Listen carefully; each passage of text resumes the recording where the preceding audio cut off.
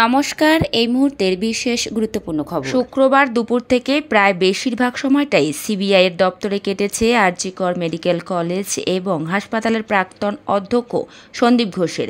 তারপর থেকে কি প্রশ্ন করা হয়েছে তাকে তা দেখে নেওয়া যাক। যদিও সূত্রের খবর, কোনো প্রশ্নেরই সন্তোষজনক উত্তর দেননি সন্দীপ ঘোষ।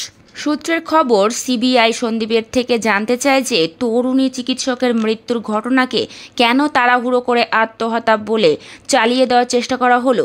তরুণী চিকিৎসকের ধর্ষণ এবং হত্যার সময় আর.জি. কর মেডিকেল কলেজ এবং হাসপাতালের অধ্যক্ষ ছিলেন সন্দীপ। আরও একটি প্রশ্ন করা হয় সন্দীপকে। সূত্রের খবর, সিবিআই প্রশ্ন করেছে যে আপনি তো নিজে একজন চিকিৎসক, আপনার কি মনে হয় না যে যেখানে অপরাধ ঘটেছে সেটাকে সুরক্ষিত করে রাখা উচিত? আপনি নিশ্চয়ই জানেন, অপরাধ যেখানে ঘটেছে সেখানে প্রমাণ বিকৃত করার কাজটা একটি অপরাধ। তারপরও কেন তদন্ত প্রক্রিয়া সম্পূর্ণ না হওয়া পর্যন্ত অপরাধের স্থানকে সুরক্ষিত রাখা হলো না? সূত্রের খবর, আর.জি. কর মেডিকেল কলেজ এবং হাসপাতালের প্রাক্তন অধ্যক্ষকে সিবিআই প্রশ্ন করে যে কার পরামর্শে তরুণী চিকিৎসকের পরিবারকে ওরকম তথ্য দেওয়া হলো যে তথ্যের সঙ্গে বাস্তবের মিল নেই কেন? দেহ উদ্ধারের বেশ কয়েক ঘন্টা পরে কেন পরিবারকে জানানো হলো? কেন পরিবারকে দেহ দেখাতে দেরি করা হলো না?